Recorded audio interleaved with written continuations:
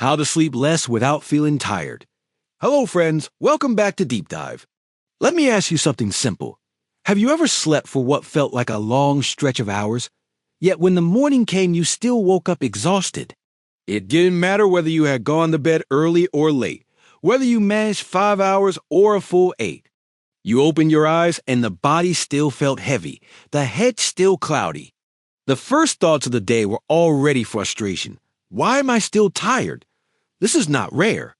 Many people live with this exact cycle of fatigue. The student staying up late to finish assignments. The parent whose nights are constantly interrupted by children. The office worker who crashes into bed but can't quiet the brain. And of course, those who simply don't have the luxury of 8 hours because work, study, or family eat into their nights. They all share the same question. Is there a way to sleep less without walking through the next day like a zombie? That is what we are going to explore today. Our topic has 2 parts. First, we'll answer, why do we wake up tired even if we sleep a lot? And second, what can we do so that even with fewer hours, we wake up fresh, clear-headed, and ready? Part 1. Why do we still feel tired? To start, let's clear up a common belief. People often think tiredness in the morning equals not enough hours. But that's only half of the story. You can sleep 10 hours and still be groggy. The deeper reason lies in the architecture of sleep itself. Think of sleep not as a single block, but as cycles. Each cycle lasts about 90 minutes.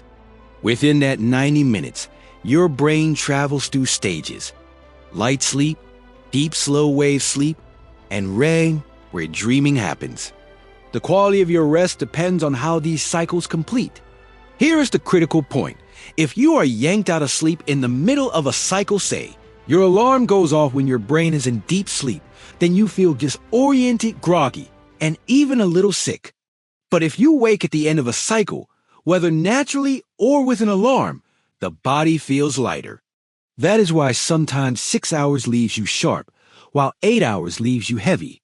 Think back to those mornings when you woke up just before your alarm. You probably felt surprisingly okay, even with fewer hours. Compare that with the mornings you slam the snooze button again and again, adding 30 or 40 minutes, yet each extra minute only made your body feel worse. That difference is the sleep cycle at work. So the first truth, feeling tired is not just about too little sleep. It is about whether you woke up at the right point in the rhythm. The misleading comfort of more hours. We live in a culture that praises the 8 hours as law. But the number alone is misleading. Some people do fine on 7. Others need 9. The real question is, were the hours aligned with your natural cycle and your body's clock? Imagine a college student who goes to bed at 3 in the morning and wakes at 11. Technically 8 hours. But those hours are opposite to the body's circadian rhythm, which wants sleep when it's dark and alertness when it's bright. The student wakes up sluggish because their cycle was out of sync with daylight. Or imagine a young parent. They lie down at midnight hoping for 6 hours. But the baby cries every 90 minutes. Even if the parent spends 6 hours in bed, the rest is broken, shallow, and unrestorative.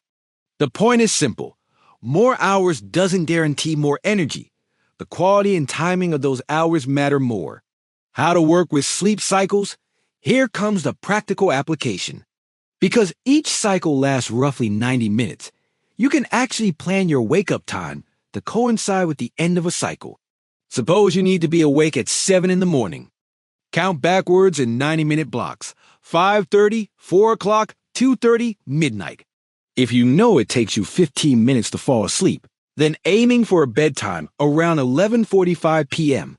sets you up for cycles that end neatly around 5:30 or 7 o'clock. This is not about rigid precision. Some people's cycles are 85 minutes, some 95. But the rough math makes a noticeable difference. Waking at the end of a cycle lets you feel like you slept enough, even if the total hours are shorter. Picture this example. An office worker usually sleeps from midnight to 7. 7 hours, yet every morning they feel dull. They decide to adjust bedtime to 11:30, and they set the alarm for 6:30. Now they wake after 5 full cycles. That half-hour shift, less total time, leaves them more refreshed. That is the power of cycle awareness. Enemies of good sleep cycles explain part of the story, but many everyday habits actively sabotage sleep quality. Let's name the usual suspects. Caffeine. A late coffee keeps you awake artificially. But even if you fall asleep, caffeine blocks the brain from entering deep restorative phases. Alcohol. It sedates you, yes, but at the cost of fragmented cycles. You may pass out quickly, then wake restless at 3 in the morning, unable to return to deep sleep. Screens, blue light from phones, laptops, and televisions tricks your brain into believing it is still daytime. Melatonin, the sleep hormone, is suppressed. Sleep comes later, shallower. Stress, racing thoughts keep your nervous system on alert. Even if you close your eyes, the body remains tense, resisting the shift into deep rest. Environment, heat, noise, or light break sleep quality. Humans are designed to rest best in cool, dark, and quiet surroundings. Imagine a student lying in bed at 1 a.m., phone still in hand, scrolling through endless updates. Their eyes burn, their brain races, their melatonin is delayed. Or picture a parent sipping wine at dinner, then tossing and turning all night because the cycles keep shattering. These are not unusual. They are daily life for many.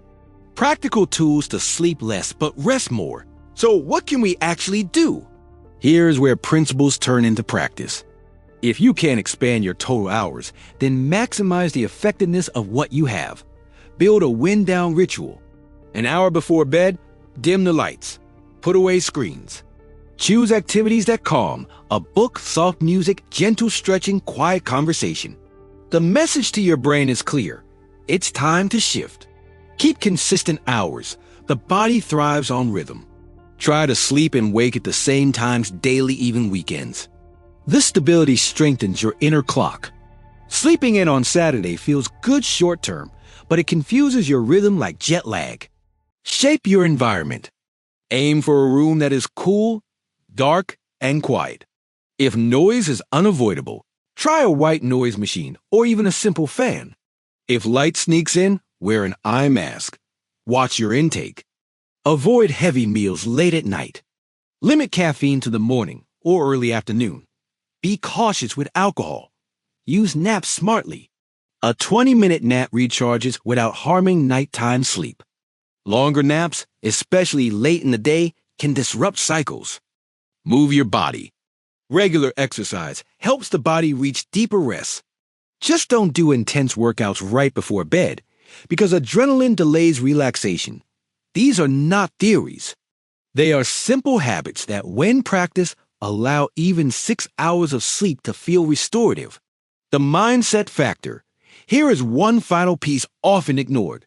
Psychology. The more you stress about sleep, the harder it becomes to sleep.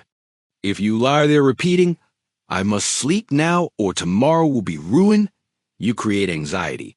That anxiety itself blocks sleep. Better to approach rest with acceptance. You will sleep as much as your body allows tonight. If it is shorter, you will adapt tomorrow with a nap or an earlier bedtime. Travelers who cross time zones live like this often. Some nights 4 hours, some nights 6. Those who panic feel wrecked. Those who accept bounce back faster. Sleep is cooperation with your body, not a battle against it. So far, we have seen sleep is cycles, not just hours. Waking tired is about where in the cycle you woke, not only total time. The 8-hour rule is a myth if it ignores timing and rhythm. Simple math counting 90-minute blocks lets you wake fresher, sometimes with fewer hours. Caffeine, alcohol, screens, stress, and poor environments sabotage sleep quality. Consistent habits and acceptance improve rest even when quantity is limited. This is the foundation. Next, we move into more detailed, actionable steps so that even on nights when you cannot stretch the hours, you still wake up alive and alert. How to sleep less without feeling tired. Part 2. Turning understanding into daily practice. Now that we've seen why waking up tired is not simply about hours, Let's go deeper into how to apply this knowledge every day. Because knowing that sleep runs in cycles is one thing. Living in a way that respects those cycles is another. Imagine you're a young professional working long hours. You rarely get to bed before midnight, and you have to rise at 6:30 for the commute. That's 6.5 hours at best. If you don't use cycle math, you may wake up at the wrong point and feel like you only got 3 hours. But if you set your alarm at 6:15 instead of 6:30, suddenly the body feels lighter because you rose at the end of a 90-minute block. Or imagine you're a college student preparing for exams. You think pulling an all-nighter is heroic, but your brain actually consolidates memory during deep sleep and REM by skipping those. You sabotage the very learning you're staying up to achieve. The smarter move is to study earlier, sleep in aligned cycles, and wake to review with a clearer head. The point here is not to obsess about every minute, but to think in patterns. 90-minute blocks, consistent rhythms align with your body's inner clock. What happens when you cut corners? But let's be honest, sometimes life forces us to cut corners. The baby cries. The deadline looms. The social event runs late. In those moments, sleep debt builds. What then? Here's what usually happens. The first day after a short night, adrenaline carries you. You might feel okay until mid-afternoon. The second day, the fog thickens. By the third, your performance collapses. Studies have shown this, but you don't need studies. You've lived it. What to do? Don't panic. Instead, plan recovery. Even 2 or 3 nights of aligned cycles can reset the system. Think of it as repaying a loan. Miss 1 night, pay it back with 2 nights of care. Miss 3 nights, give yourself 4 nights of recovery. The body is forgiving if you treat it well. Micro adjustments that add up. Let's move into detailed small adjustments that, added together, transform your rest. A room around 65 degrees Fahrenheit, 18 degrees Celsius, encourage deeper sleep. Too hot or too cold breaks cycles. Think of nights when you kicked the blanket off, then pulled it back, repeating until morning. Your sleep was shallow, not restorative. Light exposure. Morning light is critical. 10 minutes outside shortly after waking resets your circadian rhythm. Likewise, dimming lights in the evening tells the brain to prepare for melatonin release. Without this cue, your body may delay sleepiness. Sudden noises snap you out of cycles. Consistent sound like a fan or white noise creates a buffer. That is why some people sleep better in the hum of a city than in silence broken by random creaks. Routine signals. The brain loves repetition. If you brush teeth, read 2 pages, then lie down every night, the pattern itself becomes a sleep trigger. Skip the ritual, and the body feels unsettled. These may sound minor, but together, they reduce the friction of sleep, helping you slip smoothly into cycles, even when hours are limited. The nap question. Now let's address naps, because many ask, do naps help or hurt? The answer is both. A 20-minute nap can restore alertness without interfering with night sleep. It's short enough that you stay in light stages. Think of it as plugging your phone in for a quick boost. But nap for 90 minutes in the late afternoon, and you may steal a full cycle from the night. That delays bedtime and breaks the rhythm. So the rule of thumb, if you nap, keep it under half an hour and place it earlier in the day. Professionals who master the power nap often function with fewer night hours yet maintain energy. But those who sprawl on the couch for 2 hours at 5 o'clock p.m. almost guarantee a restless night. Common mistakes people make. At this point, it's helpful to list the common mistakes that ruin the plan. Weekend binge sleeping. Many people sleep 5 or 6 hours on weekdays, then try to catch up by sleeping 12 on Saturday. This confuses the body, like giving it jet lag every week. A better approach is to add an extra cycle or 2 each night, not a binge at the end. Screen time right before bed. Even if you fall asleep quickly, the brain takes longer to reach deep stages. The sleep debt quietly accumulates. Late heavy meals. Digestion keeps the body active, delaying deep rest. That's why you may dream vividly or wake hot after a late dinner. Ignoring wake-up timing. People often aim for the maximum total hours, setting alarms later, only to cut across a cycle. The result: more time in bed, less energy, forcing sleep. Lying in bed panicking, I must sleep, only raises stress. Sometimes getting up, reading a few pages, and returning when drowsy works better. Recognizing these mistakes is half the battle. Correcting them is the other half. The role of exercise and diet. Though our focus is sleep, it connects tightly with how you move and eat. Exercise, especially earlier in the day, deepens sleep. It raises body temperature and then allows it to fall, a natural cue for rest. Diet matters too. High sugar spikes energy and crashes later, disturbing cycles. Balanced meals with protein, fiber, and healthy fats keep energy steady, allowing smoother transitions into sleep. Even hydration plays a role. Too much liquid late at night means bathroom trips that break cycles. So while we don't need to become nutritionists here, remember, how you treat your body in daylight echoes in the night. Mindset revisited. Let's revisit mindset because it matters more than most admit. Sleep is not a performance test. You cannot try harder and succeed. You can only create conditions and let the body do what it's designed to do. If you reduce the pressure, you paradoxically sleep better. Think of the nights before big events, job interviews, exams, travel. You tell yourself, I must sleep. Instead, you toss and turn. Then think of a calm Sunday with no agenda. You fall asleep easily. The difference is not exhaustion, but pressure. So tonight, tell yourself, I will rest. However many hours come, I will use them. That attitude itself opens the door to deeper sleep. Putting it all together, a sample plan. Let's combine these ideas into a practical day. Morning, wake at a consistent time. Step outside for light. Move your body, even lightly, to cue alertness.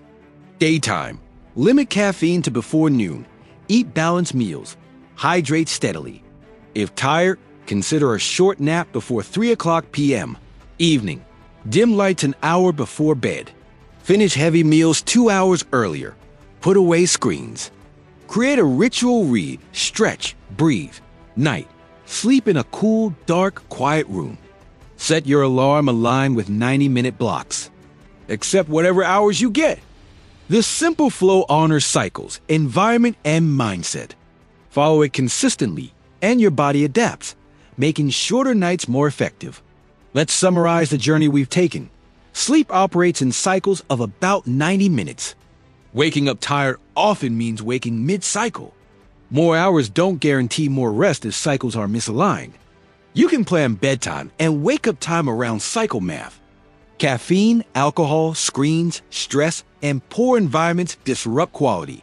Small adjustments, temperature, light, sound, routine add up. Naps can help if short and early. Common mistakes like weekend binges and late screens sabotage progress. Exercise, diet, and hydration influence sleep quality. Mindset releasing pressure allows natural rest. A daily routine aligned with these principles lets you sleep less and wake refreshed. Now here's your action. Tonight, decide your wake-up time. Count backwards in 90-minute blocks, add 15 minutes for falling asleep, and set bedtime. Tomorrow, step outside for light in the morning. Dim your lights at night. Try this for 1 week.